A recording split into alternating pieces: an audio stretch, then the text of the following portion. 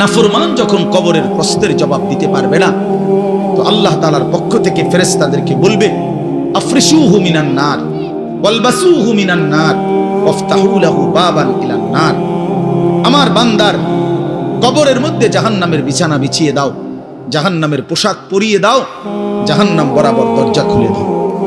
ফেরেশতারা এই তিনটা কাজ করে এই ফেরেশতারা সরে যাবে। আল্লাহর নবী সাল্লাল্লাহু আলাইহি সাল্লাম বলেন, কবর তখন তাকে একটা চাপ দিবে। এই চাপে এই ব্যক্তি ডান পাশের মাটি বাম দিকে, বাম দিকের মাটি ডান দিকে, এইভাবে আয়েশা চাপ মারবে। আল্লাহ রাসূল বলে, ডান পাশের হাড্ডি পাঁজরের এই সাটনার হাড্ডি ভাঙ্গা বাম দিকে ঢুকে যাবে, বাম দিকের গুলো ডান দিকে। উদাহরণ দিয়ে বুঝাইছে নবী, হাত্তা তাখতালিফা আদলাহু, এভাবে দুই আঙ্গুল যেমন একটা আরেকটার মধ্যে ঢুকে যায়, হাড্ডি পাঁজরের গুলো এইভাবে একটা আরেকটার সাথে ঢুকে যায়। তাও আমরা আল্লাহর সাথে নাফরমানি করি।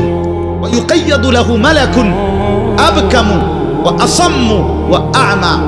তার কবরে এরপরে নাফরমানের কবরে একজন ফেরেশতা পাঠানো হবে।